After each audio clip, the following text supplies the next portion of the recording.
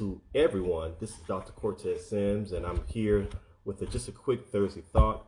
And I'm so excited just to have some strength today. It's been an interesting long week of going through the different changes of the weather and body trying to be challenged because it's just that time of the year. But nevertheless, I still rise and I'm still standing strong. And I know that you are too. I had some time to reflect this week, and when you have some downtime, as we call it, it calls for you to take some time to just reflect. As I always try to make sure that I'm always in a space of being teachable and coachable and things of that nature. And I found myself just kind of thinking about a couple of quotes that come from my quotes on napkins book. Quotes on napkins. The Snacks of Inspiration for the Heart and Soul has became first of all, it's my second publication, but it has really became a household book of motivation. And I wrote 114 quotes off the top, and it took some months to do it because they all are original, and it just really kind of stirred up what I'm going to talk about this morning, this afternoon, whatever time you get a chance to view this video. But definitely, people, it's definitely important to never assume who you can depend on. Like who can you really depend on in this new season? I was just thinking, like, wow, because you just can never assume that who's going to be there, who's going to be readily available, who's going to be accessible, who's going to call you back, who's going to make themselves available, who promised to be available, and then you discovered otherwise. And let me tell you, it is definitely, to many of us, a shock because we assume that these last agreements, these last statements that we've had with other people still stands. But let me tell you, every season, things happen, just like it happens for us individually. There's things that's going to fall off of us. We're going to have different interests. We're going to change our minds. We're going to not have the same appetites that we used to have. Our diet is going to change. It's going to require some different things to change and to eliminate some things. And so we have to look at people the same way. There's a quote there's a couple quotes in my book that talks about you will always know who your real friends and family members are when a couple of things happen. All right, and I say once again, and somebody out there might be saying, "What do you mean, my real friends and family members?" Well, they came through in the most realest moments, is what I'm referring to, and I mean, we have a lot of family. Some of us have small families. And whether we have large families or small families, it doesn't mean that they all are being a family and to you, in ways that we expect. And then you have to even ask yourself, well, even in reverse, how much are you being a family back? How available are you making yourself available to people? If people want prayer, can they really call you for prayer? Will you really pray for them? If they ask you for a couple of bucks, and they are really, really in need, and not always needy all of the time, of course. But even if they are, what family is able to come to some type of rescue? But even when you're rescuing and want to help someone, are you able to teach that person to keep them out of a place of being needy, so then they can be very self-sufficient and they can feel good about themselves when money does come in their hand, and then they're able to make some good changes to say, hey, not only did you help me in a crisis, but you taught me how I can maintain my income. And so those are the type of people that you want to be able to rely on. And it's usually, you have our family, and then you have friends, and then in some cases you have coworkers. And if you're blessed to have neighbors, oh my goodness, you're really, really doing good. But you could just never assume that all of the time. I've had cases in my life that I just assume, and I assume that certain people would be there. They would hear about certain things that would probably happen for me or to me or against me or a celebratory moment, and I couldn't get them on the phone. I even wanted to celebrate with them, knowing that how we like to have fun with each other. And when it was my moment, you know, And I've even had this too when it was their moment, and I wanted to celebrate with them, and I was not invited. Maybe that has never happened to you all, but it's interesting. One of the quotes in my book I'm going to present to you guys this morning, this afternoon. It says, "You may not find friends in your family the way you will find family in your friends." I'll say that again. You may not find friends in your family the way you will find family in your friends. How many of you all have ever experienced that? You have those friends that is so by your side, and they come as a rescue, and they even help you with your family, that you'll find yourself going, "Oh my God, I feel like just calling you my brother. I feel like just calling you my sister. Oh, I want to call you cuz," because it's like, you're doing things that I expect for my relatives to do, and I assume that they would be there, but you came in like, my goodness. And what's so funny is some people will actually get upset because you call on your family and your friends quite a bit, and they're not there. Well, as much as you try to apologize, please don't apologize anymore for making the moves and doing what you needed to do to get things done. Because if they're not in that season with you, in this new season with you, then they're somewhere else. They have to find out where they are in this season, and they may not be in your life as close proximity like that. So I just want to let you guys know, hey, Sister Mary, you have to realize that, and there's some things that comes with that. If I can elaborate with it, excuse me, you guys. There's some things that comes with that. There's some lonely days. There's some painful realities that comes with that, and you find yourself going, "Oh my God, I was always there for this person." And when they needed somebody to come to the hospital, I was there. I spent my own money to make sure that they had food. I even spent it on the children. Not, and everybody doesn't have that story to say, I'm doing this to be seen, But these are just inner realities that a lot of us have to say, I know the things that I've done just to be who I am, but you were not really there. So I just want to encourage you guys to don't assume in this new season that the people that you think you can depend on is going to be there. Allow your observation, okay, with clear thought, with no expectation. Allow your observation to speak to you. One of the other quotes I have in my book is it says, "You will always find out who your real friends and your family members are when you are sick, when you are broke, when you are moving." And moving means moving away, moving out, moving on, moving up, and when it's time to celebrate yourself. Okay? So when you are proud, let's just say that you're a person that goes, "Hey, I've been trying to kick this habit, whatever that habit is. I don't even want to even point out a certain category today. And you've been trying very, very hard to do this. And for what it means for you to do it." And these are some of the same people they used to make mockery of you and used to talk about you and scrutinize your name and do all kind of things.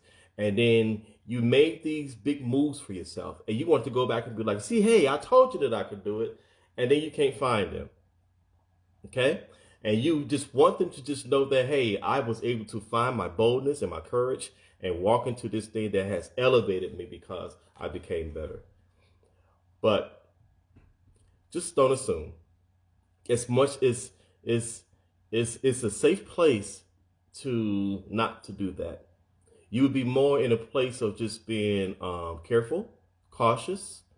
You would have enough time to know how to guard your heart with all diligence. You have enough time to know how to say, now I know how I need to protect myself. I know who I cannot depend on. You know what I mean? And there's no stab or any jab, but there's really growth on your end. And I want you guys to know that you're growing so well. You're growing so well. You're growing very, very well. And it doesn't matter what age you are. Please don't let that fight you too. Well, I'm this age. It took me a long time.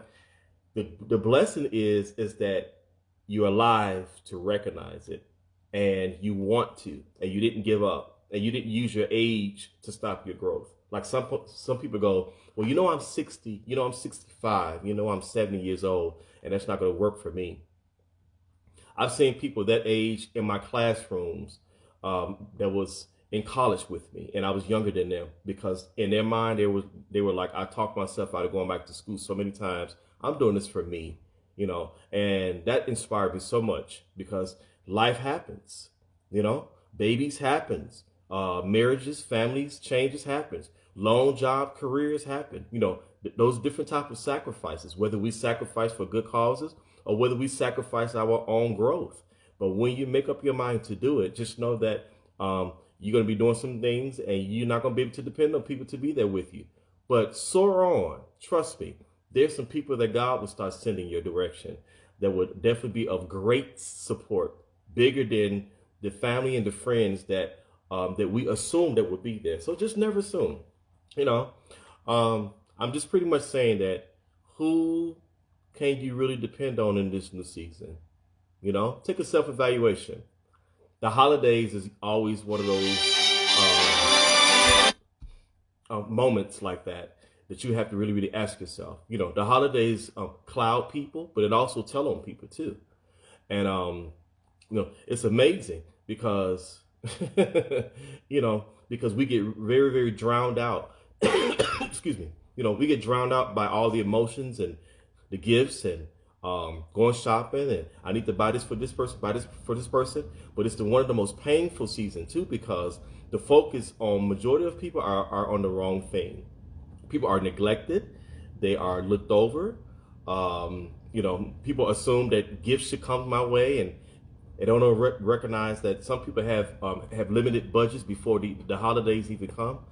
And, it's a sad place.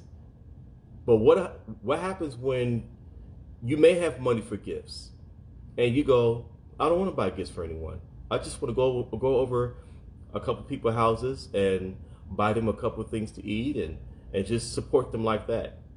And you'd be surprised how some people would still get mad and be like, well, where's my gift? Attitudinal. They would say all kind of different things to you. And, it's a painful thing to just accept, because you have to accept these are those places, this is where they are. And it's painful. You are definitely right, Sister Frazier. You're definitely right. There are no limits on what God would do at every age. Absolutely. I love seeing how God uses every stage of life. Yes, I agree with Sister Mary, definitely. Because God knows where we are, and God is always a God of elevation. And he hates to see people stuck like that, because God always wants to see a person go from where he started them from, and God always see the end in mind. He sees the end of what your life was purposed to be, which is why he created us. And we usually kind of stunt our own growth. So this is why I'm saying to you all real quick is that don't get upset. Try your best. Don't get discouraged when you discover who's not there. And it could be a parent. Okay? They may not be in the season to want to celebrate their children. And we assume we assume that they would. But yeah, it might be a season that you are meant to minister to your parents. I know all about it. Minister to your parents, and then you have to pour into them. So there is no expectation on them. It's really more of a season of obedience that you have to pour into them, pour into your siblings. And so, we have to rearrange our thinking, our thought process on thinking that, that they're going to be there, we can rely on, and things like that. I heard this guy say it like this. He said from now on, especially in business, they say, well, hey, from now on, believe in everybody, but rely on nobody. And I used to think of that thought like, believe in everybody, have good intentions, and, be of a great support with them, but don't rely on them, because you trust God with who he sends to get whatever task done for your life. And a lot of those times, it is not who you think is going to be there. And you could have asked them, you could have called these people, you could have made agreements with them. And if they don't come, and if they don't show up, this is where you go, God, you keep telling me not to rely on these ones around me that told me that when it's time for me to open up my business and launch out, they will be the first person who can call me that will support me. You can't rely on it no more. It would disappoint you every time. And this is what a lot of us do not like to talk about. I tend to get those type of assignments, you guys, that people don't like to talk about, but I'm bold enough to do it because I've had enough disappointments to conquer healthy living, I should say, to really embrace what God has for us. And I know I talk a lot about God because that's just what my center focus is. And but I just wanted to reach any nationality, any faith-based background to let you guys know when you're dealing with humanistic issues and dynamics, these are real issues and real issues and concerns. And when it comes to family and friends, it's what it is. I just want to say that quote one more time. You may not find friends in your family. Friend, someone who's always there, someone who's closer than a brother. In fact, there's a scripture in the Proverbs that says, a friend loveth all the time, but a brother is born for adversity, born for you when you're going through. Who's going to really, really carry you? You know, who's going to really intercede for you? Who's going to really, really defend you even when there's things going on, and God wants you to protect them and cover them. So, ladies and gentlemen, please be encouraged. Stay encouraged. This is your guy. Just want to drop that thought to you. Just never assume. Don't assume. Please do not assume. Do yourself a favor. Save yourself the massive disappointments to believe this person is going to be there. They say they're going to be there. Always ask God. Say, God, if this person does not come through, just show me where I need to get my help from, and watch him provide.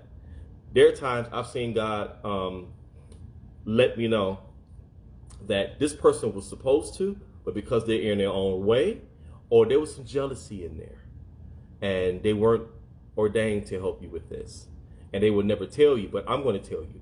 Therefore, I want to get my same plan done. I'm going to use this other person through this right here. I'm going to use this person right here. No, they could be strangers, but most strangers, in the process that God touches these people, they have more of a heart to help you because they have no history with you. They have no binding contracts. They have no obligations from the past, and they have nothing to use over your head to have leverage to use against you. So a lot of the times I actually love it when it's strangers, because they're like, hey, I don't even know why I'm even helping you, but this is who I am. There's no strings attached. Have a good day. And it will bring you to tears. A lot of these things, ladies and gentlemen, could be angels unaware. God can send people in the most angelic form to come into your life. And it could be for that one task only, to get things done, because people don't want to come through. All right?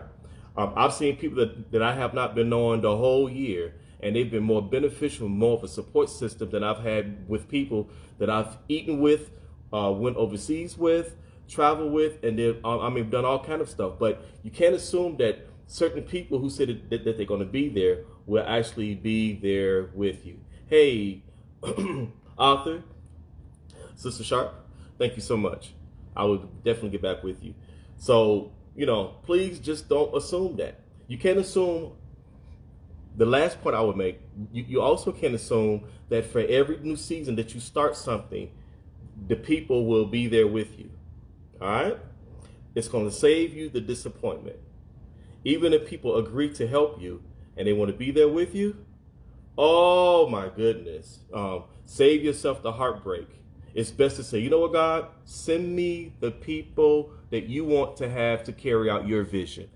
That right there will escape you from all of the excuses, which y'all know what you guys know how I feel about that. I feel like excuses is a cousin to a lie. I don't even want to hear the lie. Just tell me, hey, and then guess what? Some people can't be bold enough to be honest with you because they really don't want to hurt you, because they really want to be there, but they don't have the capacity to be there. Okay? They don't have it. And a lot of times that's being deleted, we have to say, you know what? It's okay. I know you probably can't say it, but guess what? I'm going to invite you to the reception. I'll send you an invite anyway if you would like to be there. Just know that keep the prayers going, because I'm so excited about what God has given me. And that will eliminate all of that platform where you want to hit people, because it's a waste of time, ladies and gentlemen, to try to see if somebody going to confess. Try to see if somebody going to tell you the truth about how they really feel. That's a waste. That's a waste. It's a waste, because the average person does not tell the truth. They don't do it. They do not do it, okay? They will not do it. And because guess what? They're not used to being confronted, to be honest, like that. All right? So I just want to save you guys a whole bunch of pain and unnecessary rhetoric of from people of lying to themselves, or they want to please you, or they want to appease you, but they're not pleasing themselves. I mean, it's just so much, right? Just save yourself the agony and go, okay, God, who can I depend on this season for this next task? Because I can't do this alone. And watch him just start supplying the people according to his riches. He supply all your needs. He's going to be Jehovah Jireh regardless, because that's who he is. And God knows who's supposed to be there from the beginning and in the middle and in the end. I also say this too, and I have to get off this because I didn't want to go this long, is that for every stage that you go into your next phase in this new season, everybody has a part. Okay, so everybody's not going to be start to finish.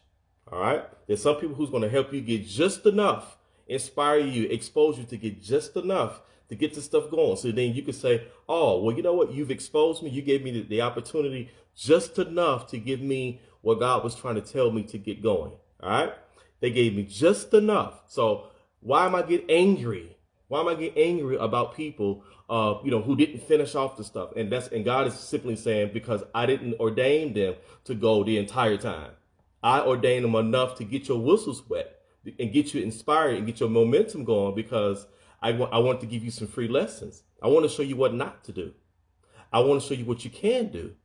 I want to show you how you can get all this information, because I didn't want to send you to a class, say that you have to pay for a class. I want to bless you and take care of you financially while you're learning at the same time. And then you can be able to say, okay, God, I got my lesson. My season is done there. And be okay with the season being over, because if your season is closed here, you got a huge season that's going to require all of your attention.